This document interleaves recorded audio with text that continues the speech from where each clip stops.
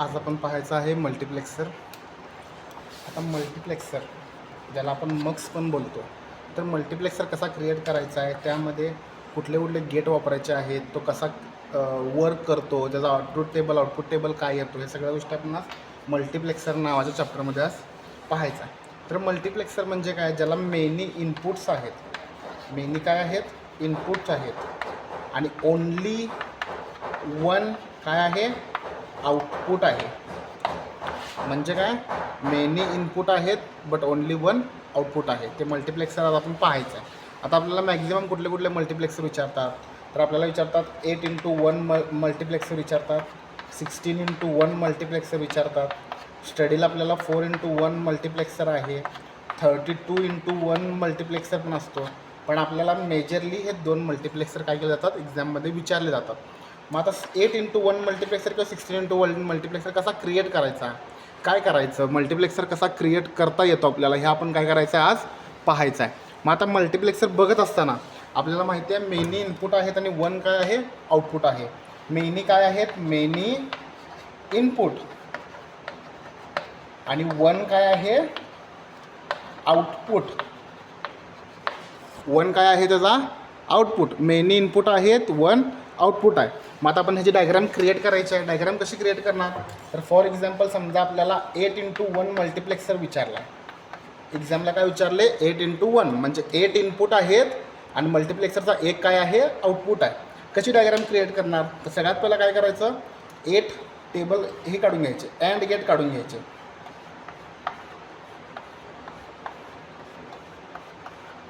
ठीक आहे, हे काय आहेत माझे 8 अँड गेट आहेत. आता ह्या 8 अँड गेटला जोडणारं एक ऑर गेट काढायचं, कारण आपल्याला आउटपुट किती पाहिजे आहेत, एक पाहिजे आहे. इनपुट किती आहेत, 8 आहेत, म्हणून 1 2 3 4 5 6 7 8. 8 मी काय काढले, 8 मी काढले अँड गेट, 8 मी काय काढले, अँड गेट.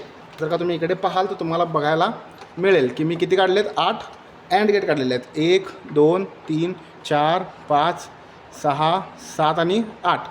8 काय आहेत, अँड गेट आहेत. मग आता ह्याला एक ऑर गेट पण जोडला पाहिजे. मग ह्याला ऑर गेट कसं जोडणार, तर ह्या टाईपमध्ये मी इकडे ऑर गेट जोडत आहे. ठीक आहे, मी सिम्पल फॉर्ममध्ये तुम्हाला मल्टिप्लेक्सर कसा क्रिएट करता येईल ते दाखवतो आहे. इकडे काय येणार आहे, इकडे येईल तुमचा OR gate. OR gate, OR गेटमध्ये काय होतं, ॲडिशन होते. ऑर गेटमध्ये होते ॲडिशन. ह्या मल्टिप्लेक्सरच्या अँड गेटमध्ये काय होणार, तर अँड गेटमध्ये होते मल्टिप्लिकेशन. ठीक आहे, अँड गेटमध्ये काय होतं, मल्टिप्लिकेशन होतं. ऑर गेटमध्ये होते ॲडिशन. आता काय करायचं, आता ह्याच्यामध्ये बघा, आता काय करणार तुम्ही, तर ह्या अँड गेटला काहीतरी असं एखादं मेकॅनिझम पाहिजे जे सिलेक्ट करेल की कुठला AND gate at a time, एका टाईमाला कुठला अँड गेट यातला ॲक्टिव्ह होईल आणि आपला डेटा पुढे ऑर गेटकडे पाठवेल.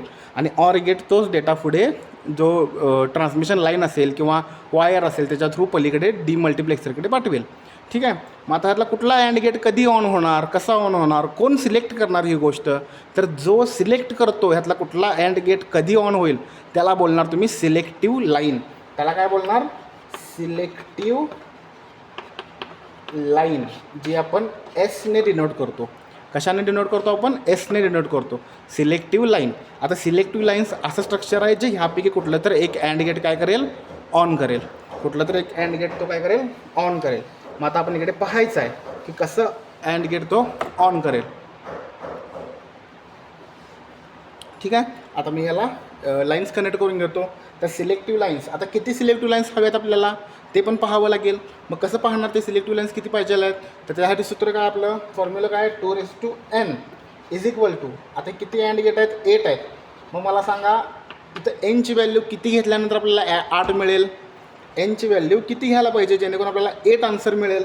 तर काय करायचं, 2:1 घेऊन बघा. 2:1 काय येणार आहे तुमचा, 2:1 काय येणार आहे, तर 2 येणार. 2:2 काय येणार, 4 येणार. 2:3 काय येणार, 8 येणार. म्हणजे इथे एनची व्हॅल्यू काय पाहिजे, 3 पाहिजे. 3 असेल तर तुम्हाला काय मिळेल, 8 अँड गेटचे आउटपुट तुम्हाला घेता, 8 अँड गेट तुम्हाला जोडता येतील जर का 3 सिलेक्टिव्ह लाईन्स तुमच्याकडे असतील तर. मग आता मी काय करेन, तर आता 3 सिलेक्टिव्ह लाईन्स आपल्याला हवेत, म्हणून मी इकडे काय करेन, सिलेक्टिव्ह लाईन्स 3 काढून घेईन. Selective line 1, selective line 2, selective line 3. ठीक आहे, मी 3 काय काढून घेणार, सिलेक्टिव्ह लाईन्स 3 काढून घेणार. मग आता इकडे सिलेक्टिव्ह लाईन 1 2 आणि 3 मी सिलेक्टिव्ह लाईन्स काढून घेतलेल्या आहेत. आता काय करणार, 1 line, second line, third line. ठीक आहे. आता ह्याच्या पुढे काय करणार, सिलेक्टिव्ह लाईन्सच्या पुढे इकडे नॉट गेट लावायचा, इथे पण एक नॉट गेट लावायचा, इथे पण एक नॉट गेट लावायचा. नॉट गेट काय करतो, जे पण तुम्ही इनपुट द्याल त्याला काय करतो, तो इन्व्हर्स करतो. म्हणजे 1 दिला की 0 देतो, 0 दिला की 1 देतो. मग आता ही तुमची झाली डायग्राम. आता ह्याच्यामध्ये तुम्हाला काय पाहावं लागेल, तर तुम्हाला ह्याच्यामध्ये टेबल माहीत असणं गरजेचं आहे. कुठला टेबल माहीत असणं गरजेचं आहे, तर आपल्याला जो ट्रूथ टेबल आपण जो क्रिएट करतो तो तुम्हाला माहीत असणं गरजेचं आहे. आपल्याकडे सिलेक्टिव्ह लाईन्स किती आहेत, 3 आहेत. मग आपण काय करणार, पहिल्यांदा रिडिंग काय येणार, 0 0 0. नेक्स्ट रिडिंग काय येणार, 0 0 1. आपल्याला हा टेबल माहिती आहे कसा क्रिएट करायचा. 8 वेळा 0 8 वेळा 1, 4 वेळा 0 4 वेळा 1, 2 वेळा 0 2 वेळा 1, 1 वेळा 0 1 वेळा 1.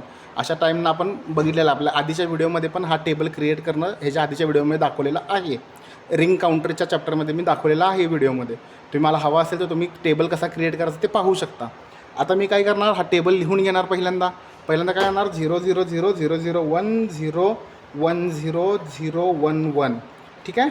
मग काय येणार, 1 0 0 1 0 1 1 1 0 आणि 1 1 1. 1 2 3 4 5 6 7 8. 8 आले, 8 गेट आहेत. आपलं आता काम झालेलं आहे. हा पहिला असेल तुमचा S1, हा असेल S2, हा असेल S3. ठीक आहे. ही लाईन असेल तुमची D साठी, D1 साठी, ही असेल D2 साठी, ही असेल D3 साठी, ही असेल D4 साठी, ही असेल D5 D6 D7 आणि D8.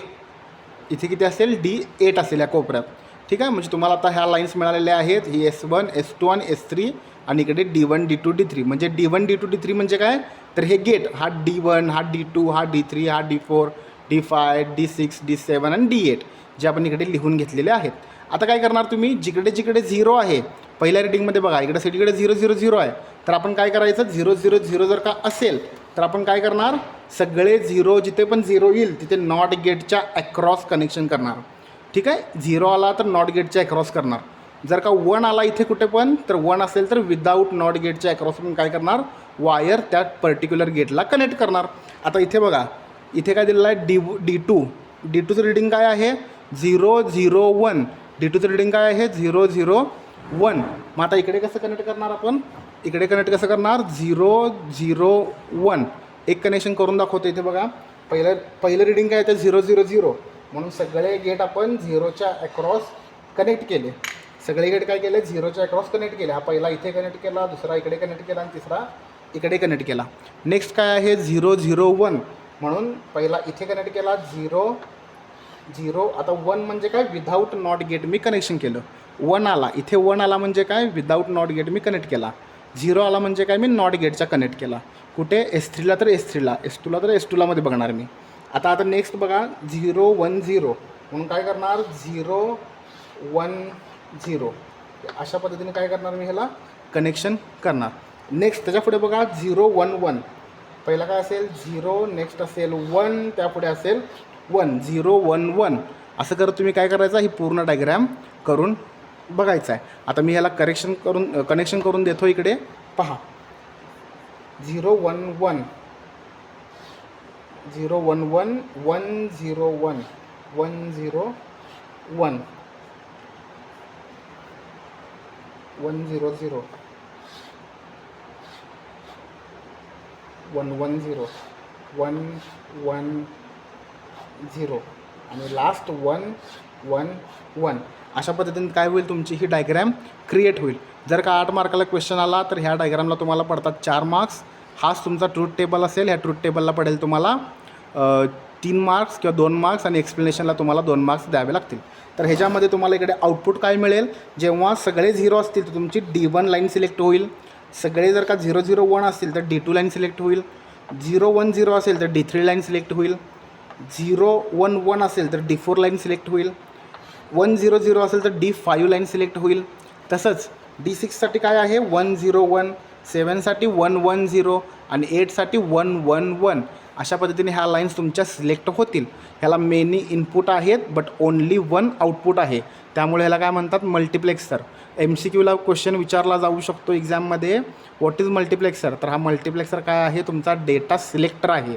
हा सिलेक्ट करतो कुठल्या गेटला पुढे पाठवायचा आहे, कुठल्या ह्याचा डेटा आपल्याला पुढे घ्यायचा आहे, हा सिलेक्ट करतो. म्हणून ह्याला काय बोलणार तुम्ही, डेटा सिलेक्टर. ही आहे सर्किट डायग्राम, हा आहे तुमचा ट्रूथ टेबल, ऑब्झर्वेशन टेबल, आणि हे आहे तुमचं ऑर गेट. आणि ह्याला तुम्हाला एक्सप्लेन करायचं आहे कुठली लाईन कुठे कनेक्टेड आहे, S2 कुठे घेतला, S3 कुठे घेतला, अँड गेटमध्ये मल्टिप्लिकेशन होतं, ऑर गेटमध्ये ॲडिशन होतं. ह्या पद्धतीने तुम्ही सगळे पॉईंट एक्सप्लेन करायचे आहेत.